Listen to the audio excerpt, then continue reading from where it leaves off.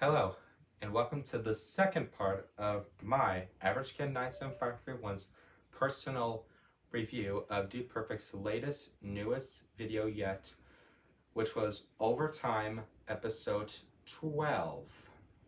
Okay, I remember from my last video, which was yesterday, we talked about the first part, which is everybody's favorite, which is Cool Not Cool.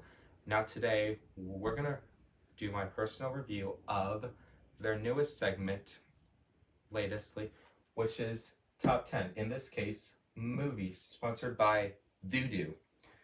Of course, they were sponsored by Voodoo, we're not.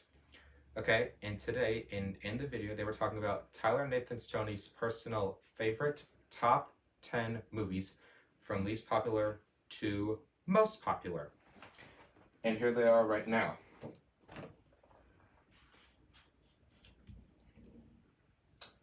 Okay, so at number one, you can clearly see that he puts the Italian Job. Now, as a teenager, I'm not really sure what Italian Job is,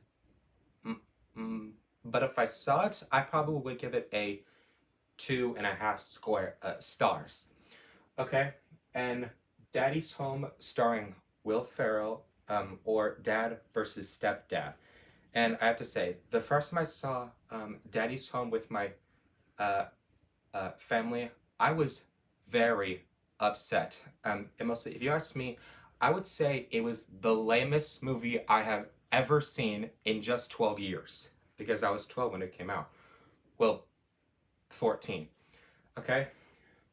And Not at the Museum, I saw some of the novels. I read one, which was like the second part. And then in 2014, I saw the sequel with the scroll, the golden scroll with all the pins. And I would say 4 stars all the way. It was so crazy. It was full with joy and maybe some stupidity in it as well. And then number 7, he put The Shooter, which, just judging by its cover, I would say it's probably a rated R or R7. And kids, if you watch The Shooter, I'd recommend you do not. But since Tyler is over his 30s, adults like him should go watch it. And then there's Big Daddy. As Tyler, as a single daddy, I'd say he probably give it a 4.5 because he put it way closer to the top. And then at number 5, you can clearly see he put Le Master of Disguise.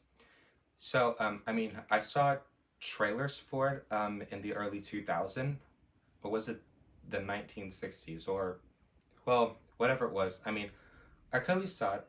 I kind of enjoyed part of it, but if people had to tell me to go see the movie, I would probably sleep through it.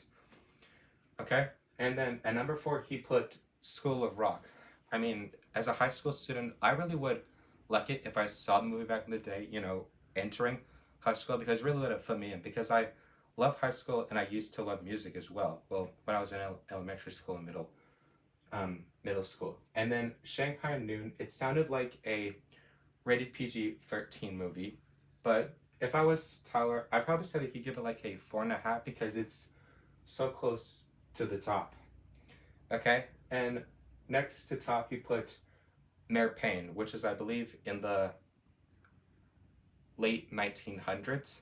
But I would say he probably put that there to criticize his other Dude Perfect members. Or, I don't really know him that well, but if I could read his mind, I would. And then last but certainly not least, on the top of the pyramid, you can clearly see the movie Elf, which, once again, it was a Will Ferrell movie. The first time I saw it was all the way back in 2010. The first part, I really did not get it. And then when he moved from the North Pole to New York City, it really tied me in, and my heart really went out to it, and so did he.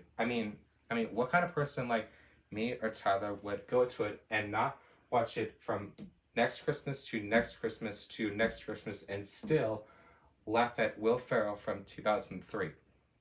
So that completes Tyler's top 10. But there is one more thing. During his times picking out the movies there was one which I really, really did not like, and that was when he put Avengers Endgame and like threw it off to the side. My heart rated plummeted. Okay, I mean, he almost lost my respect for him because, well, I mean, I saw Avengers Endgame and I really thought it was the opposite of what he would think because I really give it 5 straight stars. I mean, every person like me who saw it would like deeply give it 5 stars, especially the creditors and the critics. And speaking of Endgame, I actually drew a phenomenal portrait of it. See? So you can clearly see Thanos at the top there, Tony Stark and Nebula and Bruce. I mean, everybody there. I mean, even the Incredible Hulk is in there too. And look at Captain America. I mean, he really fits into the middle as well. Captain America and Iron Man were first like frenemies in the Avengers, and then in Civil War they became like total enemies. But now they become partners in the journey. So yeah, if you ask me, you should probably go see um, Avengers Endgame because you really would have. Because if Tyler, if you're watching this, you should really go see Avengers because you clearly judge the book by its cover. I mean, any other person in this world would completely say the opposite of what your opinion is about it. But overall, I think the rest of these movies, if I've seen them, I would really like give them a grade A performance. And that wraps up top 10. Okay, and now my next video, which is at least tomorrow, we're gonna do the third segment. All right, which is absurd recurs. So stay tuned.